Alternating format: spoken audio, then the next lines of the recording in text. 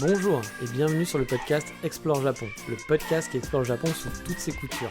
Des conseils voyage, de la culture ou bien de la vie tous les jours en passant par l'apprentissage du japonais, partons ensemble une fois par semaine pour ce magnifique pays qu'est le Japon. Bonjour à tous, j'espère que vous allez bien. Je sais que mon précédent podcast sur les visas a titillé la curiosité de certains et j'en suis bien content. J'espère que ça pourra en aider justement certains d'entre vous à pouvoir peut-être s'installer au Japon. Voilà, n'hésitez pas si vous avez un peu plus, si vous voulez un petit peu plus d'infos, je peux pas, c'est pas moi qui m'en occupe, bien entendu, mais par rapport à ce que je sais, je peux vous répondre sans aucun problème. Donc vous m'envoyez un petit message sur Instagram et j'essaierai de vous répondre si vous avez des questions. Bon, bien sûr, écoutez quand même le podcast j'ai déjà quand même pas mal expliqué. Enfin, cet épisode, comme ça, vous savez si vous pouvez être éligible ou pas déjà, vous pouvez avoir une petite idée par rapport à tout ce que j'ai raconté. Comme je l'avais dit, si vous êtes je ne sais pas moi, serveur dans un bar, ça va être compliqué de vous faire, de faire un visa comme ça avec le portage salarial, vous l'avez bien compris. Mais si vous travaillez déjà en freelance ou que vous êtes en remote et que votre entreprise est un petit peu agile là-dessus, qu'elle n'a pas, que vous gagnez quand même correctement votre vie a priori, eh bien peut-être que c'est une solution à envisager pour vous. Donc voilà, dans ces cas-là, on peut en discuter si vous avez des questions et vous voulez en savoir un chouïa plus. Mais bon, cette semaine, on va faire dans un tout autre genre, vu qu'on va parler de retour. Mais avant de retourner, vous le savez, c'est l'heure du menu. Et en vrac, on va parler d'un guide, d'une coupe du monde et de caribou. Alors oui, c'est super flou comme menu, mais on n'a jamais dit que le sommaire de l'émission devait être utile et pratique. Mais allez, partons sur le focus de la semaine, enfin rentrons plutôt dans le focus de la semaine. Oui, jeu de mots à deux balles, c'est pas vraiment ma spécialité, je l'avoue. Car oui, cette semaine, on va parler de retour à la maison. Enfin, pas vraiment à la maison finalement, mais je voulais vous parler de comment ça se passe le retour après avoir, pardon, ça fait beaucoup de après avoir vécu au Japon donc quelques années. Et vous partager mon expérience justement là-dessus, sur cette sensation qu'on a quand on rentre après avoir vécu un petit peu au Japon. Et je voulais aussi partager et comparer avec celle de mes camarades de classe qui ont eu quelques expériences un peu différentes de la mienne au final. On va forcément tous être différents, comme je vous le dis là-dessus, on est tous différents, on va avoir bien sûr des façons de vivre et des façons de vivre ça de façon qui vont être complètement différentes. Par exemple, je me souviens d'un ami qui est parti quelques semaines avant moi, en plein Covid, et après 2 ans d'école de japonais.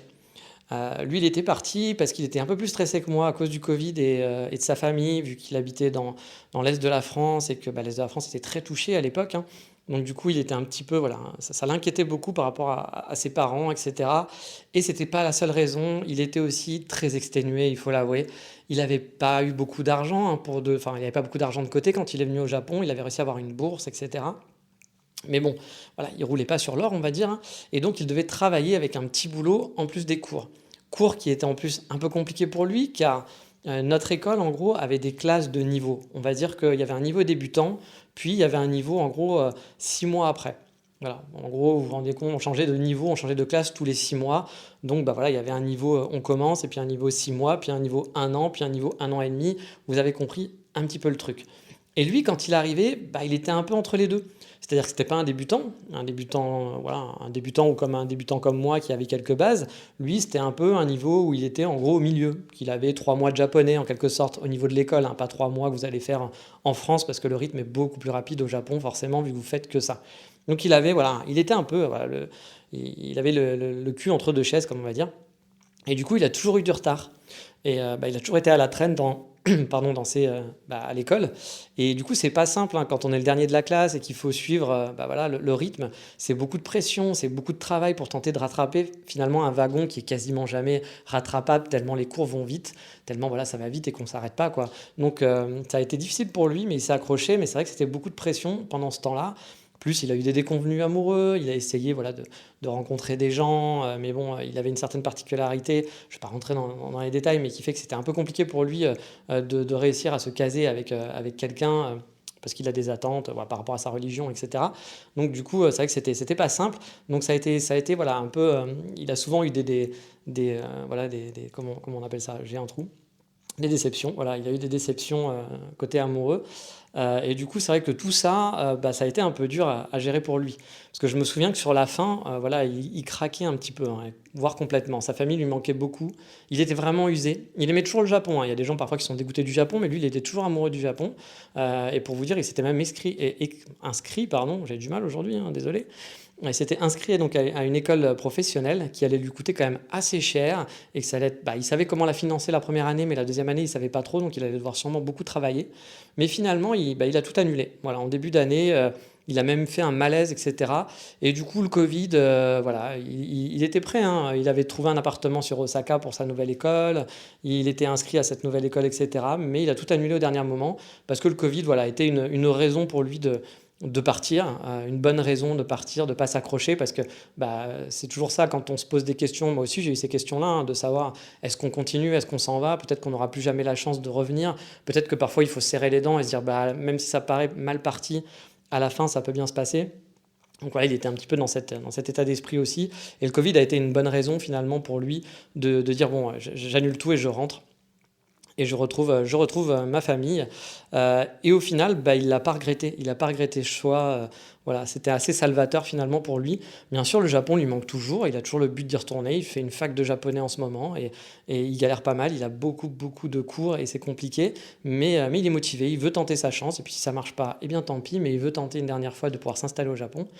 Et il regrette pas son retour car il était vraiment usé par son expérience. Lui aussi, il y a des choses qui lui manquent du Japon, forcément, tous les jours, mais il regrette pas du tout d'être revenu. Voilà, c'est peut-être pas du tout un retour où c'est la dépression dès que tu rentres. Voilà, au contraire, il était content de voir sa famille, d'être avec sa famille, etc. Et de pouvoir un peu se reposer aussi parce qu'il était vraiment exténué. Moi, pour ma part, le retour s'est fait un peu de façon étrange, on va dire, à cause du Covid finalement. Il s'est fait dans la précipitation, donc juste après avoir touché de près un working visa en plus, qui aurait pu être super cool, hein. Voilà, en mars, j'avais vraiment l'opportunité, j'étais pas très loin d'avoir un working visa, mais le Covid a un peu détruit le truc. Je sais pas si sans le Covid, j'aurais quand même eu, mais c'est vrai que j'étais assez proche et le Covid, là, c'était sûr que le Covid m'aurait empêché d'avoir ce working visa. Donc du coup, j'étais nostalgique, hein, mais en même temps, c'était un peu irréel tout ce qui se passait, quoi. J'ai pris un train, par exemple, vide pour un aéroport où on n'était que trois à l'intérieur de l'aéroport. Quand je dis trois, c'est pas que trois passagers, il y avait vraiment quasiment personne. Moi, je crois qu'il y avait une ou deux personnes qui faisaient des allers-retours de temps en temps, mais il n'y avait pas de lumière, il y avait juste un comptoir dans tout l'aéroport qui était allumé, tout le reste était sombre, c'était totalement lunaire. Je me suis retrouvé à Paris après sans logement, sans train pour traverser la France, pour rejoindre ma sœur, donc en plein lockdown. J'ai dû dormir dans un hôtel qui avait été pris à l'arrache parce que je pensais pouvoir prendre un train. Je m'étais dépêché, etc. En sortant de l'aéroport, il y avait un timing un petit peu, voilà, un petit peu rude. J'avais vu les horaires de train, mais arrivé sur place, les trains, il n'y avait qu'un train et le train était plein, on ne pouvait pas le prendre. Donc voilà, sachant qu'en plus la plupart des hôtels étaient fermés, j'ai galéré pour trouver une chambre d'hôtel à côté de la gare. Puis le lendemain, j'ai traversé la France, j'ai pris 4 trains qui m'ont coûté cher sur un trajet qui se fait normalement en direct habituellement pour rejoindre ma sœur, avec qui j'ai pas beaucoup de contacts en plus, mais qui m'accueillait gentiment dans sa maison pour me confiner quelque part parce que j'avais pas de chez moi et j'avais pas prévu de rentrer à ce moment-là. J'avoue, au début, j'ai pas trop eu le temps de réaliser mon retour car c'était un peu spécial. Il y a eu pas mal de choses à gérer, de stress, le fameux stress d'un départ anticipé. On savait pas si on allait partir, pas partir. Voilà, on se posait des questions. C'était des conditions qui étaient totalement ubuesques, hein. Et en plus, c'était la fin de mon aventure. Mes économies étaient au plus bas. Voilà, j'avais plus grand-chose sur mon compte en banque. Tout s'embrouillait un peu finalement dans un scénario qui n'était pas prévu pour moi. Moi qui adore faire des plans et prévoir des plans A, des plans B, des plans C, voire des plans catastrophes. Mais j'avoue, celui-là, je l'avais pas prévu. Du coup, le fait de plus être au Japon n'a pas été si violent que ça pour moi au départ. Il y avait plein d'autres choses à gérer, mais bon, petit à petit, le manque du Japon a vraiment repris sa place rapidement. Principalement dans le quotidien et les choses simples de la vie au final. Là, j'ai pas vécu le retour à Paris habituel où le choc est souvent assez violent pour moi. Entre la propreté des rues, la politesse des gens, on se prend souvent une grosse claque au final en rentrant sur Paris, je trouve. Bien sûr, ça s'estompe, hein, au bout de quelques jours. On se réhabitue comme partout. Voilà, l'homme a l'habitude d'évoluer, de s'habituer à son environnement. Mais quand je rentrais de voyage sur Paris et que je marchais dans la rue, j'avais toujours l'impression que la moitié des gens que je croisais étaient méga vénères, qu'ils avaient envie de te taper pour aucune raison, ce qui n'est pas le cas, mais il y a quand même un sentiment, voilà, de vénéritude des gens dans leur regard qui n'était vraiment pas agréable, à comparer au côté paisible du Japon et tranquille. Il a pas les klaxons, il n'y a pas les gens qui hurlent, il n'y a pas de gens qui font leur show en parlant fort, qui se battent, qui s'insultent, qui vous rentrent dedans en marchant sans s'excuser. Faut souvent un peu de temps, enfin en tout cas moi j'avais souvent besoin un peu de temps pour me réhabituer à cette violence urbaine.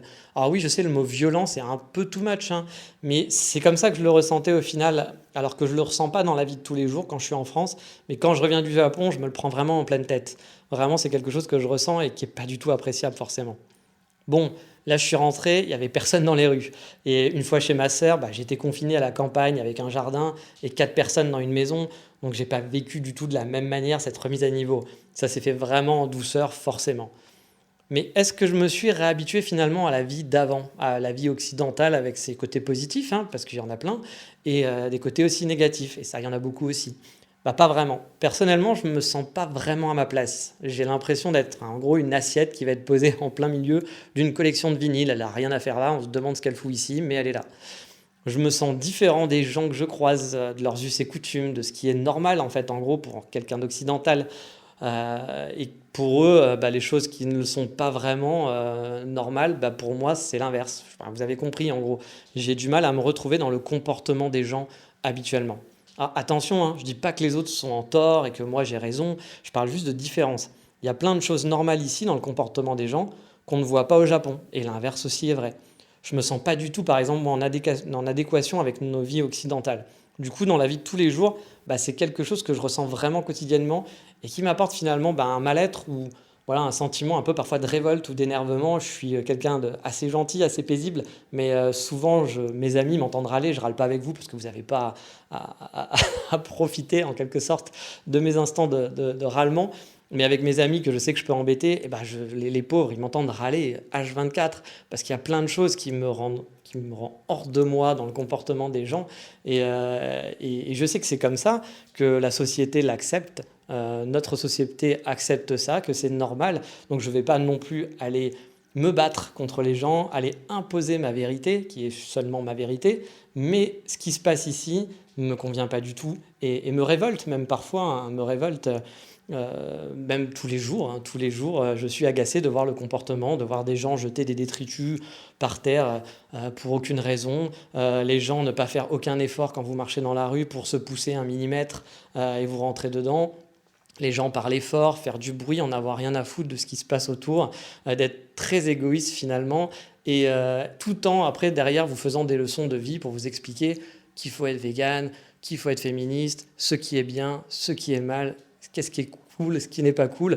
Et bien sûr, je vais dans leur avis, enfin, je trouve que ces gens, dans l'ensemble, leur discours, oui, il est bien, mais j'aime pas qu'on impose les choses. Voilà, moi par exemple, je vais pas imposer ma vision qui est très différente de la vision de la société ici, je vais pas l'imposer aux autres parce que voilà, c'est un groupe qui décide, c'est comme ça. Et je suis pas pour imposer les choses, chacun devrait vivre comme il a envie, sans déranger les autres. Pour moi, c'est un petit peu mon idéal de vie, mais je sais que ça ne marche pas comme ça. Et du coup, c'est vrai que c'est un petit peu problématique, je ne me sens pas spécialement à ma place ici. Bon, après, je vous rassure, hein, pas besoin d'appeler SOS humain en détresse. Hein. Je gère très bien tout ça, c'est les aléas de la vie. On n'est pas toujours au top, on n'a pas toujours ce qu'on veut. Il y a des gens qui ont des problèmes en plus bien plus compliqués et beaucoup plus durs que les miens. Et je sais, mais alors totalement relativiser là-dessus. Mais c'est vrai que plein de choses du Japon me manquent et souvent ce sont des trucs bêtes, vraiment très bêtes, hein, comme la Saint-Crocin, le truc peut-être le plus important au Japon, je pense, pour toute personne qui se respecte, hein, la fameuse cuvette des toilettes qui chauffe. Oui. Bon, je rigole un peu, hein, mais pas tant que ça. Vous savez, à chaque fois que je rentre du Japon et que je pose mes fesses sur une cuvette, et le fait de ne pas être préparé, parce que vous ne vous préparez pas à ça, vous êtes habitué, et que la cuvette est froide, j'ai une petite larme qui coule le long de ma joue en me disant « Mais pourquoi qu'on fait mes fesses pour mériter ça ?» Il m'est même arrivé, même une fois, de partir sans tirer la chasse d'eau, tellement que j'étais habitué que chez moi, elle se tirait toute seule au Japon. Donc voilà, quand on lève ses fesses, la chasse d'eau se tire. Ce qui a aussi des avantages, hein, bien sûr, parce que du coup, c'est un avantage de feignant, mais il y a aussi des inconvénients parfois, parce que parfois, vous essayez de vous replacer un petit peu sur la cuvette des toilettes, attention, un moment un peu scatotechnique, et puis du coup, la chasse d'eau se tire, et vous dites « Mais non, j'ai pas fini, laisse-moi finir, tu utilises de l'eau pour rien ». Donc voilà, c'est vrai que c'est pas forcément non plus le truc le plus efficace du monde, mais j'avoue, la cuvette des toilettes qui chauffe, c'est quelque chose qui me manque beaucoup. Mais il y a plein de choses pratiques que j'aime bien au Japon. Le fait que vous pouvez faire vos courses n'importe quand, que le moindre outil est étudié pour vous rendre la vie facile. Je vous en ai déjà parlé dans un vieil épisode sur mon appartement au Japon. Mais voilà, dans les 100 yen shop, par exemple, vous allez tomber sur plein de trucs à la con. Ah, désolé, mon portable est allumé. Donc vous avez peut-être entendu un petit bruit, je m'en excuse. On va arrêter tout ça, voilà, ça ne devrait plus y avoir de soucis. Donc, je reprends. Je vous dis, il y a plein de choses pratiques voilà, que j'aime, donc, comme les 100 yen shop. Par exemple, voilà, vous allez trouver des trucs à la con qui vont vous faciliter votre vie et auxquels vous n'avez pas forcément pensé. Moi, il y a tout de suite en tête un truc bête, mais que je kiffais sur place au Japon, c'est le filet qu'on met dans les siphons d'évier ou les siphons de la salle de bain. C'est un filet en fait qu'on va mettre pour éviter de boucher son siphon. C'est-à-dire soit d'avoir des mauvaises odeurs parce qu'il y a des choses qui vont rester bloquées, des poils, des cheveux pour la salle de bain, ou bien, je ne sais pas, des petits morceaux de viande, des légumes, des restes que vous êtes en train de nettoyer dans votre évier. Du coup, on jette ces petits restes régulièrement qui sont restés dans ce filet. C'est con, mais c'est tellement efficace. Et le Japon a plein de conneries dans ce genre, qu'on doit sûrement plus trouver en France. J'ai aucun doute que voilà, les gens qui sont un peu des merdes et qui cherchent un peu tout ça trouvent des solutions. Il y a plein de choses que je connais pas et qu'on trouve facilement. Mais finalement, au Japon, vous allez voir toutes ces petites choses partout et dans les 100 yen shop. Et parfois, vous allez voir un truc en disant, mais à quoi ça sert ce truc-là? Puis vous allez regarder, vous allez dire, ah bah oui, c'est vrai que c'est con, mais c'est super pratique en fait.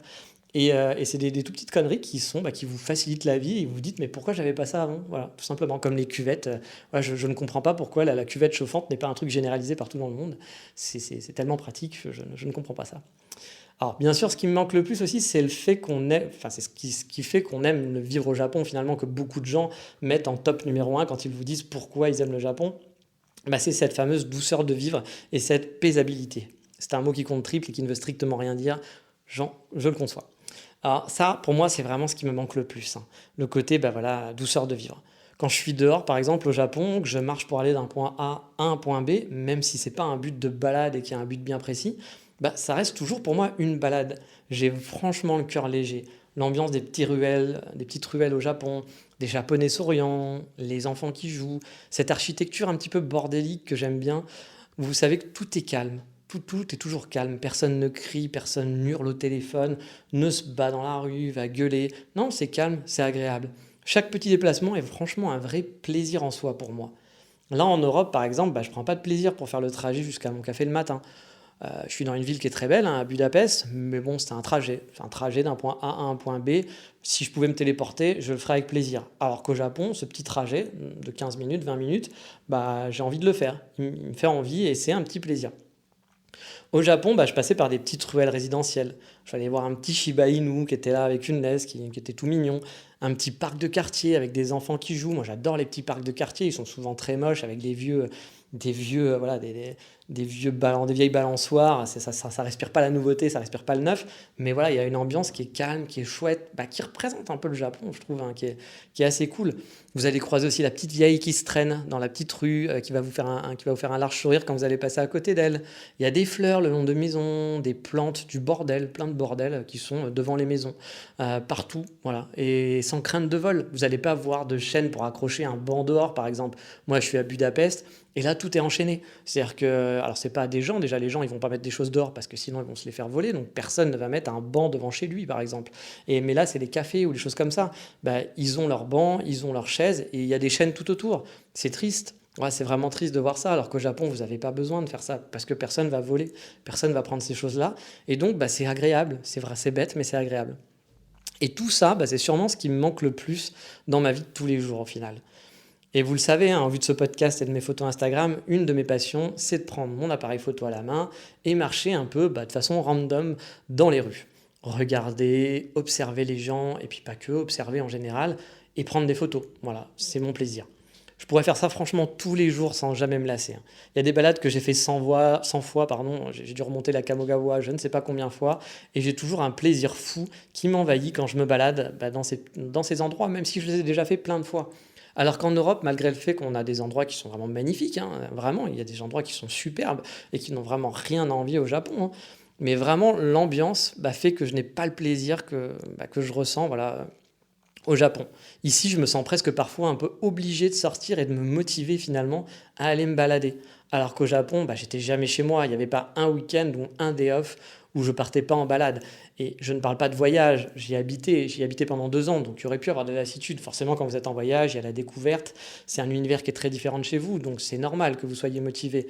Mais une fois que vous habitez sur place, au bout d'un an, vous avez déjà fait beaucoup de choses, vous avez déjà fait pas mal de balades, comme je dis, vous avez déjà fait les principaux. Mais pour moi, c'était vraiment toujours un bonheur de refaire même les mêmes choses et de me rebalader au même endroit. Bon, ok, hein, certains vont me traiter aussi de gros menteur, en dire que je sors tout le temps, parce que vous avez raison, hein, sous les 46 degrés, je restais faire l'amour à ma clim. Oui, c'est sale, mais je vous l'ai dit, j'ai perdu ma dignité, ma dignité au Japon, avec mes t-shirts qui changeaient de couleur, le fait que j'étais totalement transpirant. La dignité est un mot que je ne connais plus maintenant, donc je peux vous dire que je faisais l'amour à ma clim, ça ne me fait pas peur, voilà. Ah, bien sûr, je rigole, hein, cette pauvre clim n'a pas été abusée sexuellement, mais par contre, j'en ai vraiment beaucoup profité.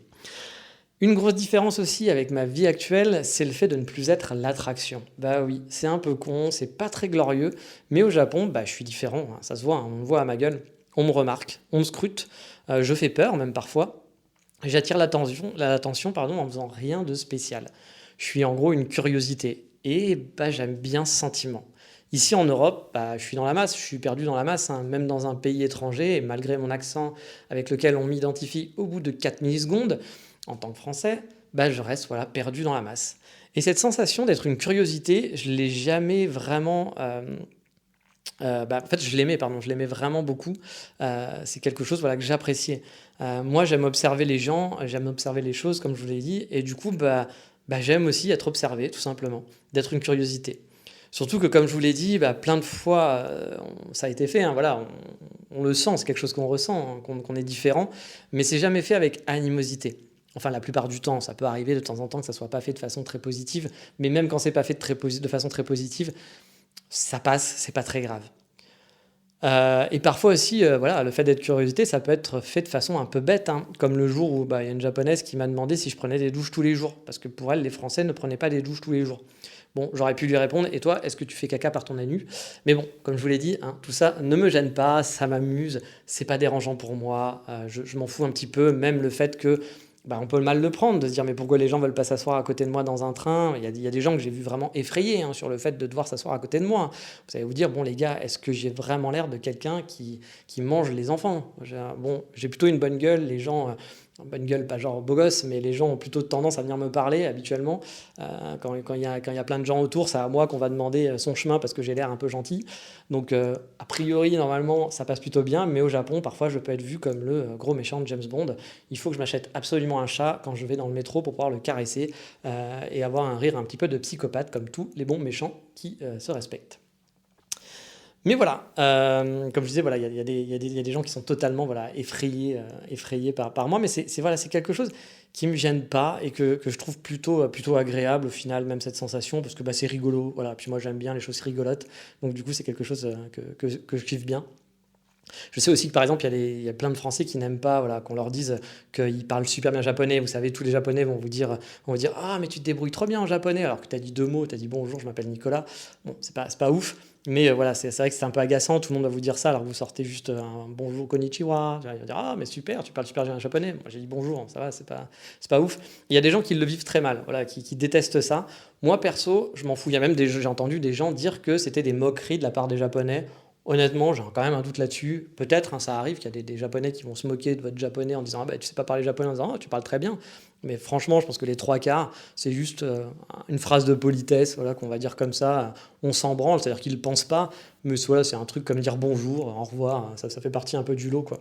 Et moi, franchement, c'est des trucs qui ne me dérangent pas du tout. Je comprends que ça puisse être dérangeant au bout d'un moment, mais franchement, ça me dérange pas du tout, toutes ces sensations-là. Et j'avoue, cette sensation d'être une curiosité, c'est pas glorieux, hein, mais c'est un truc qui me manque. Voilà, je suis honnête, hein, ça me manque beaucoup dans ma vie de tous les jours. Puis il y a les bruits. Ouais, les bruits du Japon, ça me manque, hein. Moi, j'adore la langue japonaise. Bon, j'adore pas l'apprendre, hein, ça, vous l'avez compris, mais j'adore la sonorité. Les onomatopées, par exemple, entendre une conversation entre deux japonaises, deux Megumi, qui vont sortir des nani Honto, Ah bah moi je pourrais passer des. En plus parfois il y a des conversations qui sont vraiment comme ça pendant tout le long, hein, donc ça doit être des conversations totalement inintéressantes, mais je kiffe. Ouais, je kiffe écouter ça. Ou bien il y a le bruit des chemins de fer, de la cloche de l'école, les meilleurs tubes de Jean-Michel Bontempi dans les supermarchés avec des musiques totalement horribles, mais moi je kiffe, c'est mon plaisir, j'adore ça. Les jingles de Yodobashi Camera avec le Yo da da da da da da Camera, ou les feux tricolores qui font des bruits, les claps des clappeurs, le rue de nuit où vous allez entendre un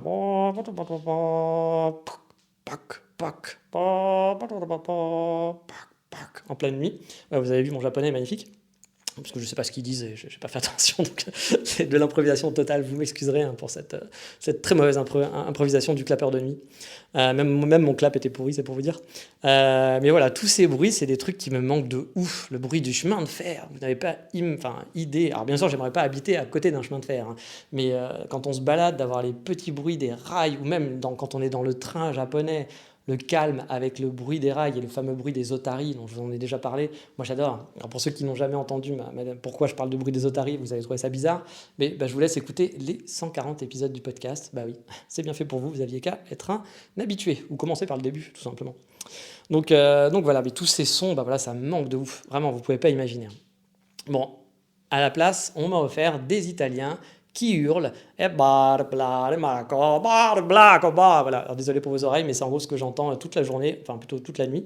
Donc, celui qui m'a offert ce cadeau pour compenser, sachez que si un jour je deviens dictateur et que je possède l'arme nucléaire, voilà, l'Italie, je vous le dis tout de suite, n'existera plus. Hein, vous êtes prévenus, vous êtes au courant.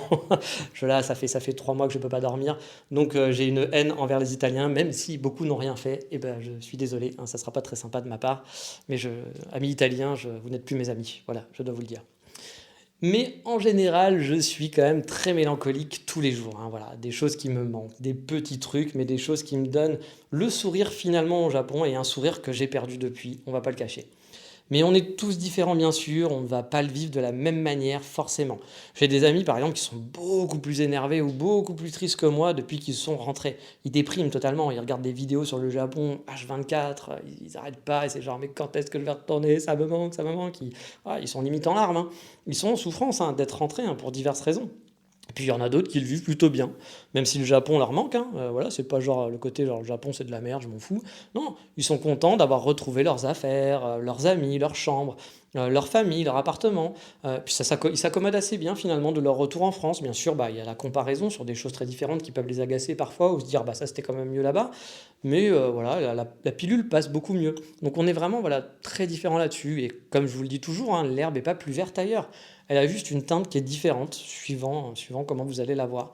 Ça va beaucoup dépendre de vous et de votre attachement à ce pays et de la façon dont vous arrivez aussi à vous réadapter ou bah, à accepter les différences dans les deux sens. Mais je pense que pour chacun, le retour au final, le retour d'un passage prolongé, hein, j'entends au Japon, c'est forcément marquant. Ça va vous marquer d'une façon ou d'une autre. Mais bon, voilà, je pense qu'on a fait le tour, le temps ça veut rien dire, on a fait le tour sur ce retour. Ça fait un peu une chanson des To Be Free, hein, le tour sur le retour, partir un jour, tout ça. Mais il est temps de s'arrêter là, justement, parce que ça part dans tous les sens. Et on va revenir au Japon, justement. On va retourner au Japon rapidement grâce à l'insta de la semaine.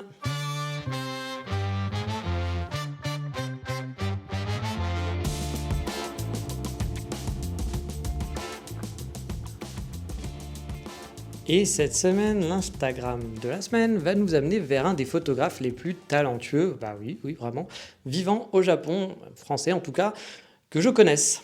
Bon là, ça fait beaucoup de trucs, vous allez dire le mec qui dit ouais c'est un mec, c'est un français, il vit au Japon, et il le connaît, et puis il va dire c'est son voisin, et c'est pour ça que c'est le plus talentueux de sa rue. Non, vraiment il est talentueux, c'est quelqu'un qui fait des magnifiques photos, vous le suivez même peut-être probablement déjà. Mais dans le doute, peut-être que certains d'entre vous ne le connaissent pas, et donc j'avais envie de vous partager et de vous le faire connaître. Son compte, c'est Suteki FR, ou Geoffrey de son vrai nom. Geoffrey, c'est un Français qui a fait la même école que moi sur Kyoto, mais bien avant moi, et qui lui a fait, on va dire, le parcours classique du mec qui réussit pour s'installer au Japon. Il a fait ses cours de japonais, il a EP son japonais, il a rencontré une Megumi, il s'est marié, il a eu le boulot, puis il a fini. Alors ça c'est peut-être moins un parcours classique, mais il a fini safariste pour devenir le monsieur Kyoto pour les Japon Safari. Je vous ai déjà parlé plein de fois des Japon Safari, hein, je ne vais pas revenir là-dessus, mais c'est monsieur Kyoto sur les Japon Safari.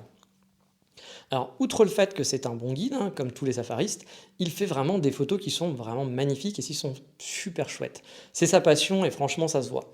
Et en ce moment, il se donne encore plus à fond, car comme vous vous en doutez, les temps sont plutôt durs pour lui et pour les gens en général qui travaillent dans l'industrie du tourisme. Ça fait quasiment 2 ans qu'il n'a pas eu de revenus, donc c'est un petit peu rude.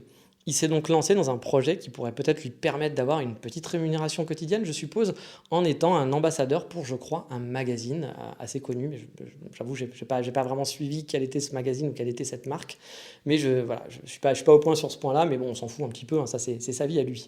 En tout cas, il a été sélectionné parmi des milliers de personnes pour le deuxième round et il a besoin de soutien, de likes, de commentaires et de mettre ses photos en favoris pour montrer que voilà, les gens s'intéressent à ce qu'il fait et donc pour sûrement être sélectionné. Alors d'habitude, je fais pas trop ce genre de pub, hein, c'est pas trop mon truc, hein, j'aime pas trop faire de la promo pour à droite à gauche, je fais de la promo pour ce que j'aime en gros, enfin c'est pas vraiment de la promo, mais voilà, vous inciter à aller voir quelque chose parce que je trouve ça sympa.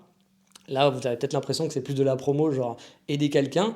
Mais oui, c'est vrai, si on peut aider des guides au Japon qui nous font partager finalement des bouts de Japon à distance depuis des années, hein, ou même quand on les prend sur place, ils sont en grosse galère en ce moment, donc ça fait pas de mal de les aider, je pense. En plus, ça ne vous coûte rien, vous avez juste à faire des likes, à faire un commentaire et à mettre en favori. Bon, voilà, ça vous coûte pas grand-chose, puis vous n'êtes pas obligé en plus. Hein, voilà, vous allez voir ces photos, si ça vous plaît, voilà, si ça vous plaît pas, vous n'allez pas le faire, hein, ça sert à rien de le faire si ça vous plaît pas. Mais voilà, si vous avez le temps, franchement, c'est l'occasion de l'aider, c'est un petit coup de pouce, ça ferait vraiment pas de mal. Et puis en plus, vraiment, il fait des photos qui sont magnifiques, hein. C'est sûrement un des meilleurs photographes sur le Japon, moi que j'ai dans ma timeline. C'est vraiment chouette ce qu'il fait. On voit que c'est un passionné de photos et qu'il aime le Japon, hein, comme nous tous. Franchement, si vous ne connaissez pas, allez voir, vous n'allez pas le regretter. Je serais vraiment très surpris si vous me dites oui, non, ces photos, c'est pas top, c'est pas cool. J'y crois pas des masses, hein. Donc voilà, je pense que ça vous plaira. Donc voilà, son Instagram c'est soutekifr, vous aurez le lien dans la description de l'émission, comme d'habitude, et franchement, vous ne serez pas déçus. Mais maintenant, il est temps de voguer vers la rubrique dont on ne dit pas le nom, et vous savez pourquoi? Parce que sinon, il va tous nous tuer? Non, c'est juste parce qu'on n'a pas de nom à cette rubrique. Ouais, désolé.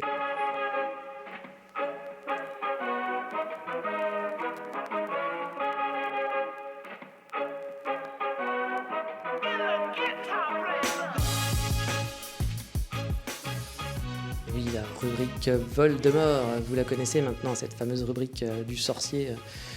Du sorcier parce qu'on ne sait pas comment la nommer, oui, c'est ça. Et cette semaine, qu'est-ce qu'on va faire dans la rubrique Voldemort? Eh bien, on va rester sur Kyoto. Bah oui, on était déjà sur Kyoto avec l'Insta de la semaine, et on va y rester. Parce que c'est ma ville, celle que je connais sûrement le mieux au Japon, et avec laquelle j'ai un affect quand même particulier. Et l'autre affect particulier que j'ai, non, c'est pas les Megumi aux poitrines opulentes, je vous vois venir. Non, mon autre affect, vous le savez, hein, vous êtes habitués, c'est les coffee shops. Bah oui. Et lors de mon retour en 2019, il y avait un café qui était en train d'ouvrir juste à côté de mon nouvel appartement. Forcément, j'étais curieux, hein. Ouais, ça a titillé ma curiosité, j'étais même à bloc, hein. C'est un peu comme un cadeau à Noël, quoi. Le lieu avait l'air chouette en plus. J'ai donc attendu sagement l'ouverture, quelques jours, c'était genre une semaine après mon arrivée, pour m'empresser de tester ce café, idéalement en plus placé pour moi, parce qu'il était vraiment à 5 minutes, même moins, de mon appartement. Et ce fut une très très bonne surprise. Ce café, il s'appelle Goodman Coffee Roaster. Bon, j'appelle ça l'homme bon. Voilà. Hein, moi, mon niveau d'anglais n'est pas très bon, vous l'avez compris, hein, mais l'homme bon, je trouvais ça rigolo. Donc, c'est un café venu de Taïwan. J'ai jamais su finalement si les proprios étaient japonais ou taïwanais, ou les deux, ou aucun des deux peut-être, hein. Mais en tout cas, ils parlaient les deux langues parfaitement parce qu'il y avait souvent des Taïwanais qui étaient là et ils discutaient voilà, avec eux. Je me doutais bien que ce n'était pas du japonais, hein. Mon japonais n'est pas très bon, mais j'arrive encore à faire la différence entre plusieurs langues. Voilà, ils parlaient très bien anglais aussi au passage. Les proprios, donc c'était un petit couple sympathique avec un enfant, et leur café était un des meilleurs vraiment que j'ai pu boire. Franchement, j'adorais leur café. Leur café filtre était vraiment excellent. Et j'en ai même importé en France quand j'ai habité à Paris chez mon meilleur pote. Je l'ai fait goûter justement à mon meilleur pote qui aime aussi, qui apprécie beaucoup le café, et on avait vraiment bien kiffé. Et j'étais content qu'il l'apprécie aussi, ça m'a fait plaisir. C'est pour ça que pour moi, c'était une super surprise d'avoir un café qui était vraiment super bon. Il y en a à Kyoto des cafés vraiment excellents, dont Weekenders. Mais le problème de Weekenders, c'est que c'est du café à emporter. On ne peut pas se poser. Et là, il y avait une bonne combo. On va dire la combo magique, ma fameuse combo magique qui était là. C'est un super bon café, donc en tant que café à boire. Le lieu est super agréable. Et en plus, les pâtisseries étaient super bonnes. Enfin, surtout une pâtisserie. Ils avaient un banana bread à se rouler les fesses sur le sol, comme on dit. Alors c'était un banana bread vegan et moi je suis ce genre de saloperie de gars qui quand il y a écrit vegan à côté de quelque chose va se dire ouais ça va pas être très goûtu, voilà. Mais là je dois avouer que c'était pas le cas. C'était vraiment super bon. Franchement, j'adorais ce banana bread et il l'avait pas tout le temps à la carte et j'avoue que c'était un peu la déception quand il était pas là. Moi j'étais en mode genre oh putain mais il est où votre banana bread? Donc non non franchement c'est un banana bread vegan qui n'avait vraiment rien à envier à n'importe quel banana bread au monde. C'est le meilleur que j'ai mangé. Après, bon, je ne suis pas le spécialiste mondial des banana bread, mais il était vraiment excellent. Et pourtant, comme je vous l'ai dit, hein, on va pas se cacher, hein, souvent quand je mange un truc vegan, bah, j'en prends pas une deuxième part parce que je trouve que c'est pas spécialement goûtu. Voilà, et c'est pas, quand je compare les deux, bah, j'ai moins de plaisir, même si les gens vont dire mais non, parce que machin et tout. Bah, voilà, tu pourras m'expliquer tout ce que tu veux, mais je trouve ça souvent moins bon. Mais c'est pas vrai pour tout, hein. Il y a des choses véganes qui sont excellemment bons. Il y a des gens qui arrivent à faire des choses très très bonnes en vegan. Et bon, bah, moi je m'en fous que ce soit vegan ou pas, hein. Genre, si c'est bon, je mange, tout me va bien.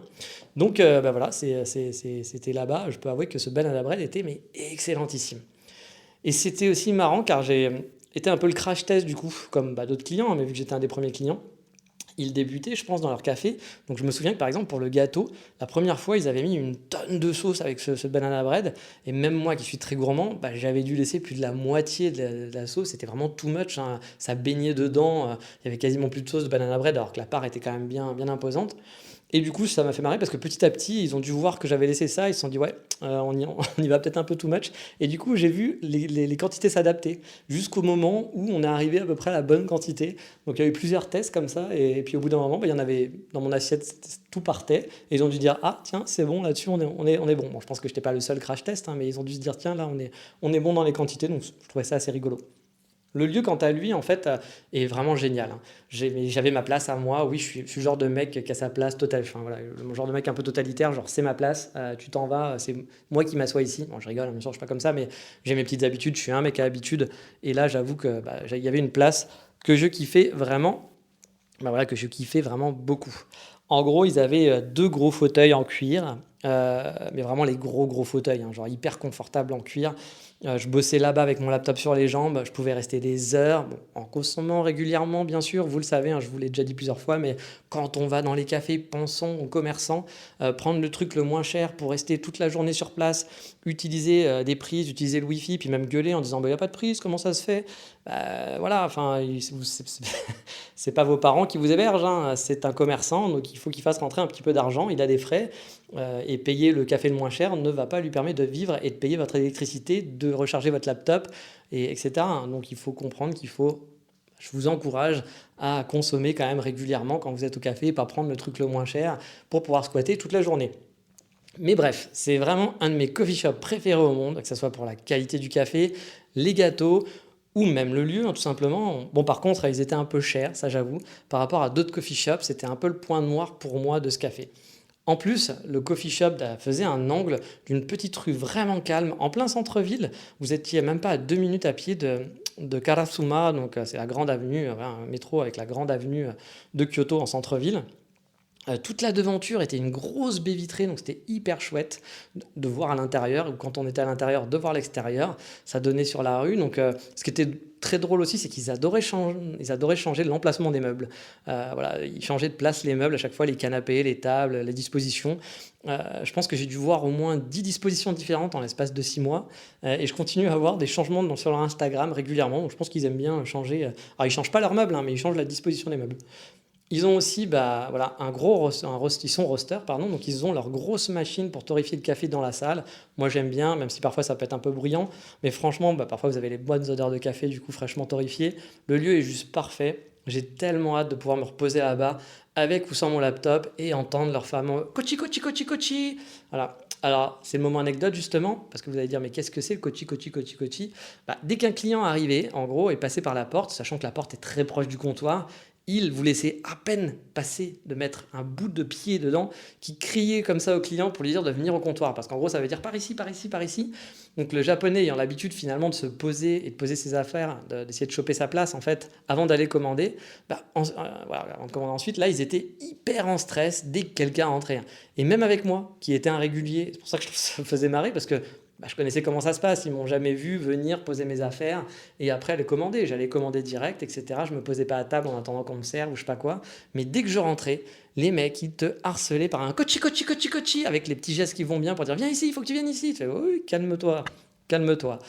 C'était pas méchant, hein, voilà, c'était pas méchant, mais c'est vrai que ça pouvait être parfois un brin énervant, il faut l'avouer. Bref, si vous êtes un amoureux de bon café de spécialité et que vous passez par Kyoto, Goodman Coffee Roaster, c'est un des meilleurs de la ville, voire même du monde. Ouais, j'ai pas honte de le dire. Franchement, c'est un super café. Mais maintenant, on va pas passer au coup de cœur. Bah non, il y a du changement. Le coup de cœur sera tout le temps, mais il y a une nouvelle rubrique. J'en ai parlé la dernière fois. Cette rubrique, c'est Road to Japan. Wouh!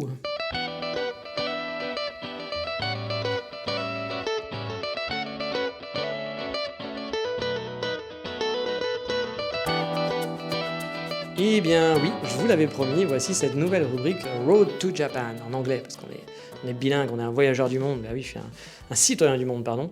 C'est n'importe quoi ce que je dis. Mais bon, ça me donne aussi un peu le Road to Japan, d'être l'impression d'être dans un dessin animé, vous savez, un genre de Olive et Tom qui va parler de l'équipe qui va jouer une Coupe du Monde bientôt, et c'est la qualif Road to Japan, la saison Road to Japan. Bon, vu mon niveau en foot, on n'est pas prêt de se qualifier les gars, hein, je vous le dis tout de suite, donc j'espère que ma venue ne sera pas basée là-dessus, parce que sinon on est mal, hein, on va rester à la maison. Mais voilà, dans cette rubrique qui popera suivant les avancées, je vous expliquerai un peu où j'en suis, si ça se passe, si ça se passe pas, et les démarches que j'ai dû faire, si ça se passe finalement. Donc je vais un peu, vous allez suivre un peu mes aventures. En gros, voilà, si ma situation se débloque officiellement, et il y aura plein de choses à préparer. Le choix de la ville, trouver un appartement, faire les papiers, savoir comment je vais acheter mes meubles, les choix que je vais faire. Je partagerai avec vous cette aventure qui pourra peut-être vous aider dans la vôtre, ou alors si vous êtes un voyeur et que vous aimez bien, enfin un voyeur, vous n'allez pas voir grand-chose, vous êtes sur un podcast, mais vous m'avez compris, hein, bien sûr, arrêtez tout de suite. Hein. Donc voilà, vous allez pouvoir suivre mes aventures et j'espère que cette rubrique vous plaira et surtout, j'espère qu'elle va durer, hein, surtout parce qu'elle va durer quelques mois, sinon ça voudrait dire que mon expatriation n'est pas pour tout de suite et que ça a foiré. Donc j'espère que ça ne sera pas juste un one-shot et que la semaine prochaine, cette rubrique n'existera plus. Croisez les doigts. Donc cette semaine, on va faire le point. Si vous avez écouté le podcast précédent, vous le savez, j'ai trouvé une solution de portage salarial. Et finalement, les calculs étaient erronés et techniquement, en refaisant mes calculs, je suis à 2100 € net. Donc ce qui est suffisant pour moi pour vivre à Kyoto. Ou une autre ville de province, hein, par exemple. Mais bon, c'est vrai que je compare avec ce que je connais. Pour Tokyo, par contre, je pense que ça serait possible, mais j'aurais pas beaucoup pour économiser, ni pour vraiment profiter. J'ai pas envie de vivre loin du centre, dans un petit appartement tout pourri. Donc je pense que Tokyo sera pas la ville que je choisirais, mais ça, on en reparlera sûrement une autre fois, quand je vous parlerai du choix de la ville dans laquelle je pourrais habiter, ou que je vais habiter. Les chiffres, c'est donc OK. Au niveau du salaire, tout va bien. Au niveau des frais de base, c'est coûteux, mais tout va bien. J'ai posé quelques questions techniques aussi sur le visa, la durée, le prix du renouvellement, et j'ai eu quelques nouvelles qui n'étaient pas tip-top. Le premier portage avec qui j'avais parlé proposait des visas de 3 ans. Alors, j'avoue, j'étais un petit peu surpris parce que je ne sais pas comment ils pouvaient garantir qu'ils aient un visa de 3 ans. Ça me paraissait étrange. Moi, j'ai toujours entendu des gens qui allaient à l'immigration, la société donc, qui les embauchait, leur demandait un visa 5 ans, leur demandait un visa 1 an, 2 ans, et tu n'avais jamais le chiffre qui correspond. Il y a des gens qui demandaient un visa 5 ans n'avaient qu'un an, et inversement, des gens à qui on demandait qu'un visa 1 an se retrouvaient avec un visa 5 ans. Ça avait l'air hyper étrange. Et même malgré, alors on va vous dire oui, mais c'est parce qu'il y a des quotas, des chiffres par rapport à votre profil. Franchement, j'ai vu des plus mauvais profils avoir des meilleurs visas que d'autres qui avaient mon profil. Donc, je pense que le côté de l'immigration, je pense qu'ils ont plutôt une roue. Et à chaque personne, ils font tourner cette roue. Et puis, vous avez de la chance ou vous n'avez pas de chance. Et bon, là, avec cette société de portage, on est plus dans la normalité. Et il m'a dit qu'il ne pouvait rien garantir. Et la mauvaise nouvelle surtout, c'est que les frais de visa pour le renouvellement sont les mêmes. Donc, si je dois renouveler, par exemple, tous les ans mon visa, ça va faire un sacré budget. Parce que de mémoire, c'est dans les 2000 et quelques euros, on va dire 2500 € pour renouveler le visa. Donc, c'est pas donné, voilà, ça va être pas donné. Alors, attention, je sais qu'il y a certains qui vont dire « Mais non, moi, j'ai pas payé 2500 €. » N'oubliez pas que c'est 2500 € en passant par une société de portage. C'est vous qui allez les payer, qu'il y a des gens qui vont dire « Mais moi, j'ai pas payé du tout de renouvellement. » Oui, c'est votre société qui l'a payé. Mais là, c'est pas le cas. Remettez-vous dans le contexte, hein, bien sûr. Mais ça resterait quand même jouable pour moi au final. Donc, c'est pas une super nouvelle, mais ça passe.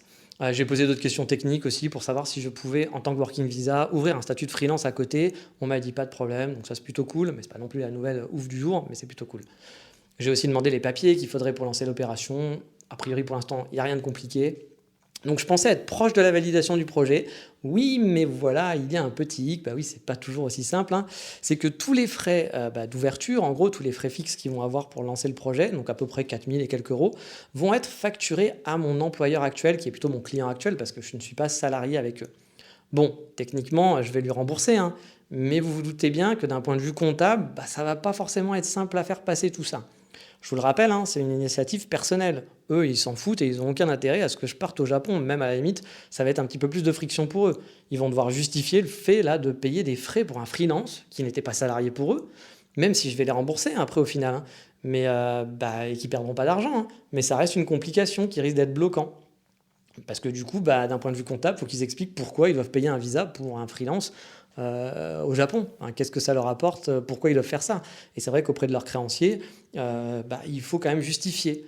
Après, je pense qu'il y a quand même moyen de faire passer ça, hein, parce que bon, c'est 4000 euros sur voilà, une boîte qui doit faire des millions d'euros de chiffre d'affaires. Donc une ligne à 4000 euros, je ne pense pas que les gens vont tiquer là-dessus. Mais voilà, est-ce que la boîte qui m'emploie voudra faire l'effort? J'en ai aucune idée pour le moment. Donc je suis un peu en stress over 9000 comme on dit, hein. Surtout que ça me ferait vraiment mais royalement chier que ça bloque juste pour une histoire de ligne comptable alors que tout le reste est OK. Alors voilà où j'en suis pour le moment. Je dois présenter ça à la société avec qui je travaille pour voir s'ils peuvent avoir une solution, s'ils sont OK. Je leur en ai brièvement parlé et ils ont déjà tiqué là-dessus, hein, en disant ouais mais bon comment on va justifier ça. Donc croisons les doigts pour que cette rubrique ne s'arrête pas la semaine prochaine. On verra ou dans 2 semaines. La suite dans le prochain épisode de Road to Japan World Cup 2000, je sais pas combien. 2022 du coup. Non, il n'y a pas de Coupe du Monde au Japon en 2022, hein, vous le savez, hein. Peut-être, il y a peut-être une Coupe du Monde de handball ou je ne sais pas au Japon. Qui sait. Mais voilà. Donc là maintenant on va passer, on va finir cette rubrique et on va repasser à la fameuse rubrique que vous connaissez, qui est donc le coup de cœur du moment. Et je vais vous dire une bonne nouvelle parce que oui, j'ai un visa.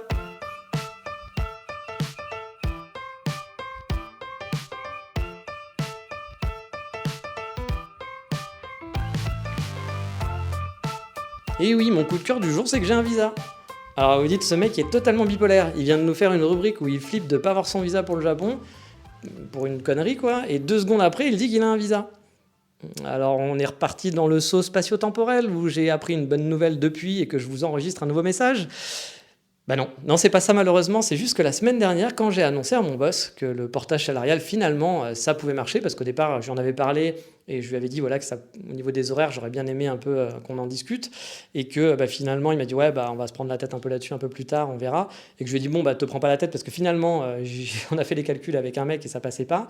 Donc là, je lui ai dit en fait, si, ça passe. Donc j'allais sûrement pouvoir partir au Japon finalement, et que je voulais voir si on pouvait, donc comme je disais, cette fois réfléchir à adapter mes horaires à cause du décalage horaire de l'enfer entre le Japon et le Canada. Lui aussi, il avait une bonne nouvelle à m'annoncer juste après, quand je lui ai annoncé ça. Oui, il me proposait de me faire un visa pour le Canada et de venir en fait les rejoindre pour travailler avec eux en étant salarié, avoir mon visa au Canada, sur place, et de se donner à fond pour accroître cette super start-up en compagnie des 2 co-owners. Alors j'avoue, hein, il m'aurait proposé ça en janvier dernier, j'aurais dit oui. Les frontières du Japon étaient fermées, on savait que ça n'allait pas rouvrir de sitôt. J'avais que l'optique d'économiser finalement pour vivre et créer une société, pour créer une société pour pouvoir vivre au Japon. Du coup, je me serais peut-être dit ok, pourquoi pas partir 1 an, 2 ans, 3 ans à Montréal, le temps d'économiser assez d'argent, puis après on se barre au Japon. Ça aurait pu être une expérience sympathique, une ville chouette au demeurant.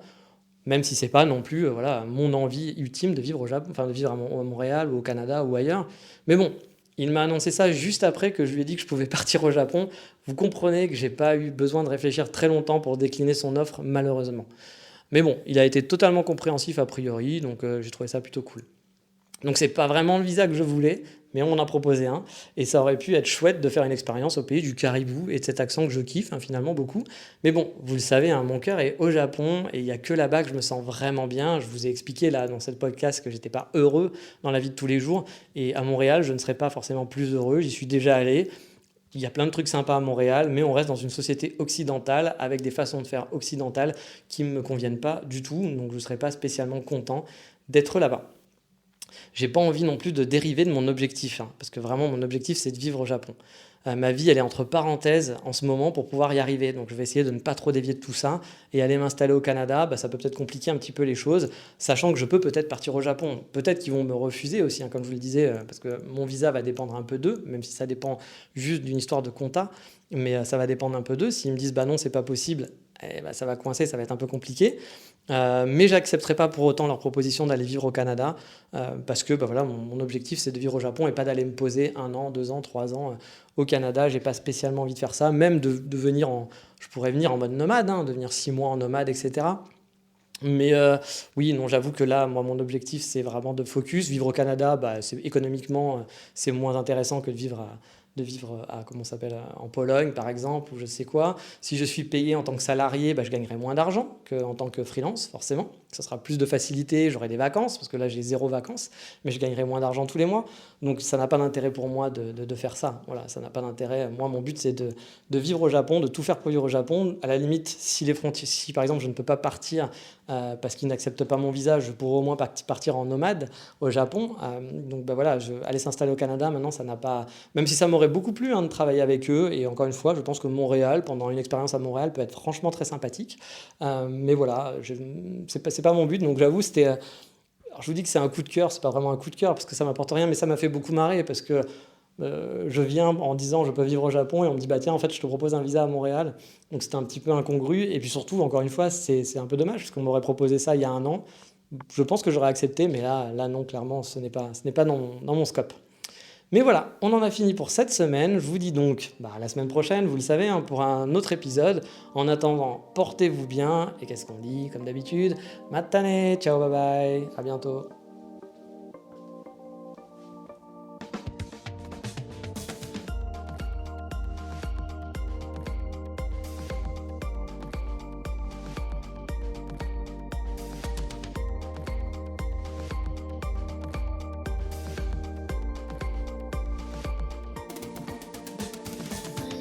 Be so な階段で視界も晴れない状態で電車がハーモニーハーモニーパンチのパンツに